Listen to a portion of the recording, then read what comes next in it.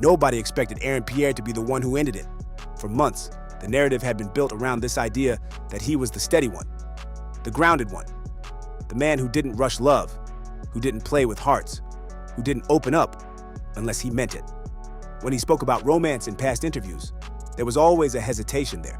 Not fear, but caution. It's honestly, I'm an introvert. Like, despite my career choice as an actor, an artist, I'm actually an introvert and somewhat of a recluse. So a lot of this year, the reception, I've been enjoying it and receiving it in the comfort of. He made it clear that once he let someone in, it wasn't casual, it wasn't temporary, it wasn't surface level. So when he walked away from Teyana Taylor, people assumed there had to be something messy underneath it. There wasn't. And that's what makes it hurt more. Yeah, I had a hard time listening to him.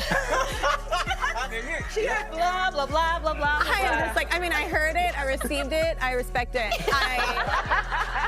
But your eyes are unfair. Like, they're unfair. Like, I can be your mom, but I'm just, wow, they're so pretty. They're so pretty. It's hot in here. I'm kidding. When Aaron finally addressed the breakup, he didn't sound angry. He didn't sound betrayed. He didn't even sound defensive.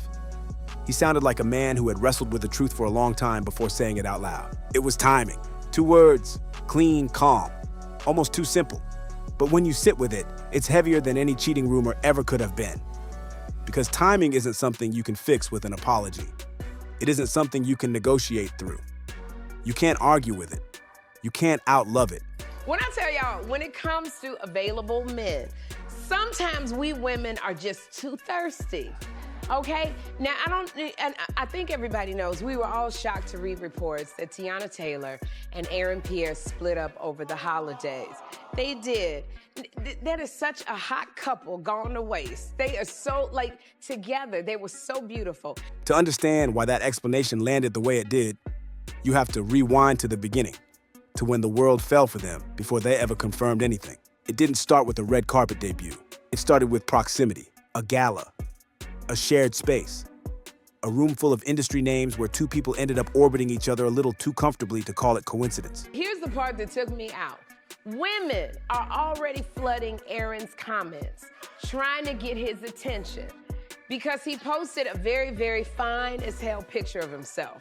All right, that's what he posted. The photos from that night carried a subtle electricity, not dramatic, not staged, but charged in that way where 2 people seemed tuned to the same frequency. Then came the Vanity Fair Oscar after party. In Hollywood, that room is strategic. Couples don't always arrive together, but they don't have to. Body language does the talking. Oh my God, those close-up we should get a close-up. Those are like mesmerizing, beautiful. Thank you. What color are they? I don't know. I'll find out. I'll tell you what. So wait, you knew each. It's like sharks smelling blood in the water. All kind of sharks going after this man. Old sharks, young sharks, cougar sharks, male sharks, menopausal sharks, baby sharks, baby mama sharks. Y'all. A glance across the room. A laugh that lingers a second longer than necessary. The way someone stands just close enough to signal something without confirming it. The internet didn't need an announcement. It already knew. And when the escape room visual dropped, any remaining doubt disappeared. The chemistry in that video didn't look rehearsed. It didn't look like 2 professionals selling a narrative. There was something weightier in the way he looked at her, and something unguarded. Here's the problem. Here's the problem. Aaron Pierre was too fine. See, ladies, this is what you get. And this is why I say, this is why you got to get an ugly man. Or even not an ugly man, you got to get a medium ugly man. You got to get a man with a great personality. Because, see, when you get a man like Aaron Pierre with that height, those eyes, the cheekbones, the abs, you're going to have to deal with all of this, the women circling around. And when she posted that Oscar night carousel with the caption, "No gray area," the message felt intentional. It wasn't ambiguous. It wasn't casual. By the time Aaron publicly wished her cheers to more wins on her birthday, and she responded with that softness in her tone, the kind that doesn't come from PR coaching, the soft launch had already evolved into something undeniable. She called him her apple pie. That wasn't random. People close to her said that phrase meant comfort, stability, the feeling of home after surviving storms. And for someone who had lived through a public marriage unraveling in front of the world, that kind of peace wasn't just romantic, it was sacred. Aaron, for his part, spoke about her like a man who had found stillness. There was a reverence in his descriptions, not flashy admiration, not ego-driven praise, something steadier.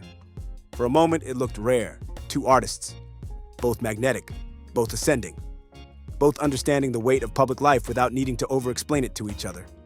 Then something shifted. It didn't explode, it faded. The red carpet photos stopped. The subtle social media warmth went quiet. The digital fingerprints, likes, tags, quiet reposts, disappeared with the kind of precision that doesn't happen by accident. Fans noticed before headlines did. It felt like going from daily warmth to silence overnight. When the confirmation finally surfaced, they've gone their separate ways, it was delivered in that flat, sterile tone that tells you nothing about what actually happened. And that's when the speculation started. Because Hollywood breakups usually come with villains. Infidelity, ego, jealousy, scandal. This one came with none of that. When Aaron addressed it, he didn't hint at drama. He didn't imply betrayal. He didn't suggest incompatibility. He said they were both moving too fast. And when you look at the timeline, it's hard to argue. Teyana's career wasn't just thriving, it was detonating upward. Award buzz, red carpets across continents, industry heavyweights publicly calling her one of one. She wasn't just working, she was entering a new tier of visibility. At the same time, Aaron wasn't exactly idle. Franchise commitments, global press cycles, the kind of projects where your name gets attached to massive IP and suddenly every appearance carries weight beyond yourself. The kind of roles that don't just elevate you, they absorb you. This wasn't a busy couple trying to schedule dinner. This was two galaxies accelerating in different directions at the exact same speed. Airport reunions instead of mornings together, 48 hours in the same city before separate flights, smiling for cameras, then disappearing into different time zones. That pattern, repeated enough times, doesn't just strain a relationship. It hollows it out slowly. And here's the part people are struggling with. Aaron admitted there were moments he felt overshadowed. Not resentful, not insecure, just aware. Standing next to Teyana during a season where the industry was finally giving her everything she had long deserved meant sharing space with a force of nature. And when two people are both ambitious, both disciplined, both determined not to shrink for anyone, balance becomes fragile. That's not her fault. It's not his either. It's architecture. And architecture matters in love. Because a relationship doesn't just need feeling. It needs room. Room to be ordinary. Room to be unglamorous.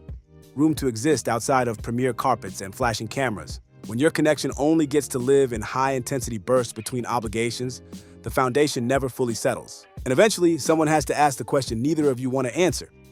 Is this sustainable? Aaron answered it first, quietly. And now the world is sitting with the aftermath of something that didn't implode. It simply ran out of space. And that's where this gets even more complicated. Because once you strip away the romantic visuals and the cinematic framing that the public fell in love with, what you're left staring at is the quiet reality of two people whose lives were expanding faster than their relationship could keep up with. And that kind of expansion doesn't explode all at once.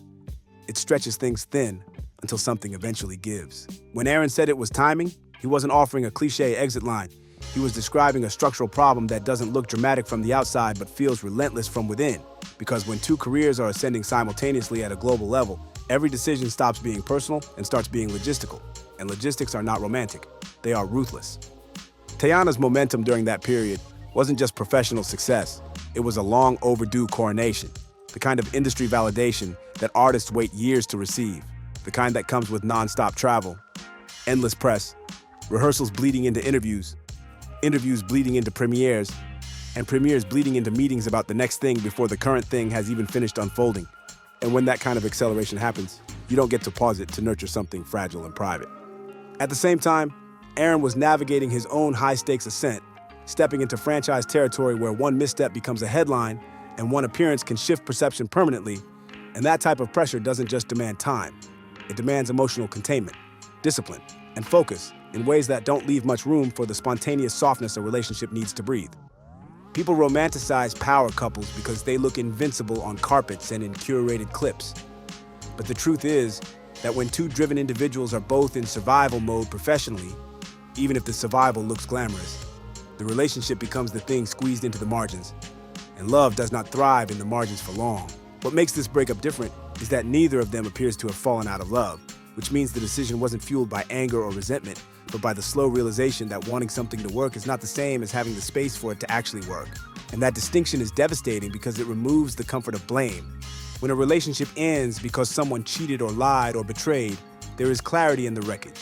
But when it ends because both people are simply overextended by lives they fought hard to build, the grief feels abstract and unresolved because you're not mourning a villain, you're mourning a version of the future that no longer fits into reality. Erin's admission about feeling overshadowed wasn't a confession of insecurity. It was an acknowledgement of the subtle imbalance that can creep into even the healthiest connections when one partner is in a season of explosive recognition, because no matter how confident you are in your own trajectory, standing beside someone whose spotlight is currently blinding can distort the equilibrium in ways that are difficult to articulate without sounding competitive. The nuance there is important because he wasn't diminishing her shine. He was recognizing that being in close proximity to that level of momentum, while managing his own rising responsibilities, required a kind of emotional recalibration that neither of them had time to fully process while it was happening. And then there's the psychological weight of loving someone in the public eye when both of you are constantly performing versions of yourselves for audiences. Because every shared appearance becomes analyzed, every caption becomes dissected, every absence becomes a rumor. And sustaining intimacy under that microscope demands a level of insulation that is almost impossible to maintain when schedules are colliding at full speed. It's easy for observers to say they should have made it work, that love finds a way, that successful people have resources and support systems, but resources don't manufacture time, and time is the one thing their careers were consuming without mercy. And when the only consistent thing about your connection is that you're always about to leave again, even the strongest bond starts to feel provisional. The silence that followed their split wasn't dramatic because there was no chaos to mask. It was deliberate, almost protective, like two people agreeing not to let something meaningful devolve into spectacle. And that mutual restraint says more about the authenticity of what they had than any grand declaration ever could. Teyana, continuing to move with grace, glowing at events without bitterness in her tone, suggests acceptance rather than defeat. And Erin's careful language in interviews, the way he redirects personal questions into broader reflections about growth and evolution, reads less like avoidance and more like someone guarding something that still matters. There is also the reality that Teyana has already endured one highly public unraveling in her personal life, and that experience likely sharpened her awareness of what happens when love becomes entangled with spectacle, which means her decision to recalibrate this relationship quietly was not just about this moment, but about protecting her long-term emotional stability. Erin, who has described himself as deeply protective of his inner world, may have recognized that forcing the relationship to survive under conditions that neither of them could control would have eventually transformed something beautiful into something resentful.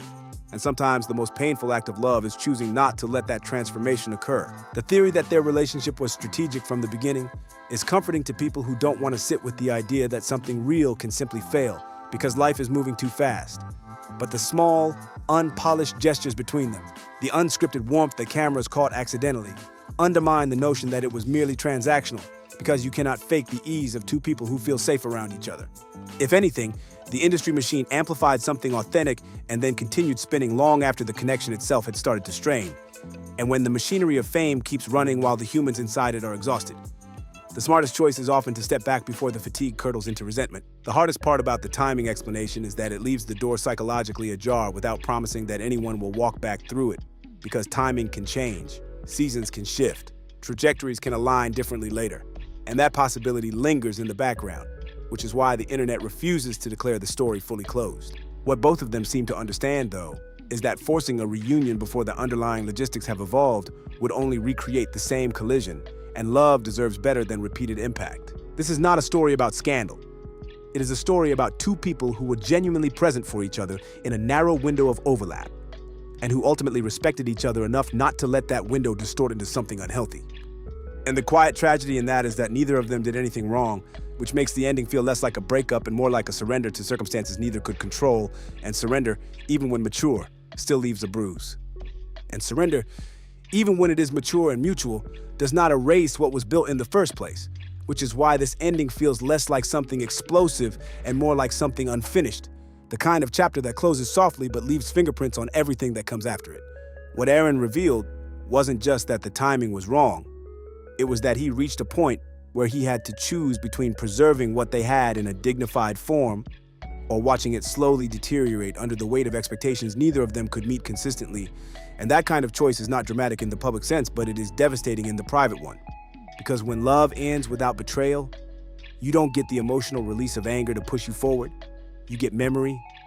You get the echo of conversations that didn't go badly, but didn't resolve anything either. You get the quiet realization that the version of life you imagined together cannot exist under the current architecture of your realities. And that's what makes his explanation hit differently. He didn't describe conflict, he described erosion. The kind that happens when days turn into weeks of separation, when milestones are celebrated through FaceTime instead of presence, when comfort becomes conditional on flight schedules, and when both people are so committed to excellence in their careers that neither is willing to shrink their ambition to stabilize the relationship. There's something deeply modern about that, because this is not the first time two rising stars have collided in momentum, and it will not be the last. But what separates this story from the typical Hollywood arc is the absence of bitterness, the refusal to rewrite the past to make the ending easier to digest. Teyana has not painted him as distant. Aaron has not framed her as overwhelming. Instead, both of them have subtly acknowledged that what they shared was real, and that reality is precisely what made the decision harder. If it had been shallow, it would have been easier. If it had been strategic, it would have been disposable. But what they described in interviews, in glances, in that unmistakable warmth that bled through even the most polished settings, was something that required vulnerability. And vulnerability does not evaporate without consequence. Aaron calling himself a romantic who gives everything once he opens up is not a throwaway detail. It is a lens into how significant this must have been for him. Because for a man who guards his inner world carefully, stepping into a relationship that visible and that consuming required trust on a level that is not easily rebuilt overnight. And for Teyana, who has already lived through a public ending that fractured her personal life in ways that headlines will never fully capture, choosing to let something go before it fractured again was not weakness. It was wisdom, learned the hard way. The timing explanation is frustrating to those who want a villain, because it offers no target for outrage, no clean narrative of wrongdoing. But in many ways, it is the most honest kind of ending two people can offer each other, one that preserves dignity rather than destroying it for the sake of spectacle. What complicates the aftermath is that neither of them sounds entirely detached, which leaves room for interpretation and hope. Because when people break up over incompatibility, they speak with finality. But when they break up over circumstances, there is always an undercurrent of what if. What if the projects slow down? What if the timelines align differently? What if the gravitational pull that once created friction eventually creates balance? Hollywood has a long history of reunions that seemed impossible at the time because proximity is inevitable in an industry this small, and shared spaces have a way of reopening chapters people thought were sealed. Award season is coming. Shared rooms are inevitable. And when two people who once found peace in each other stand within the same orbit again, the question will not be whether the chemistry still exists, but whether the conditions have changed enough to hold it. For now, both of them are rising. Her glow is undeniable, his momentum is undeniable, and success does not slow simply because a relationship could not sustain itself alongside it. The irony, though, is sharp. The very ambition that made them magnetic to each other may have been the force that pushed them apart, because loving someone who mirrors your drive can feel exhilarating, until that drive demands every ounce of space you have. What Aaron revealed was not a scandal. It was a confession of limits. Not limits of love, but limits of capacity. And that kind of honesty is rare in a culture that prefers dramatic exits and performative heartbreak. He could have stayed silent. He could have let rumors fill in the blanks. Instead, he chose the uncomfortable simplicity of saying that something real existed and that the life around it could not contain it. That admission does not erase the sadness. It clarifies it. And clarity, even when painful, is a form of respect. So now the story sits in that delicate place between closure and possibility, where both people are moving forward without erasing what came before, where neither sounds resentful, and where the absence of drama almost feels louder than chaos would have. Do you believe timing is enough to end something that looked that solid? Or do you think there is always more beneath the surface when two stars decide to walk away at the height of their momentum? And if they cross paths again under different skies? Do you think love like that waits quietly for a second chance? Or does it only belong to the moment it first existed in? Let me know what you think below.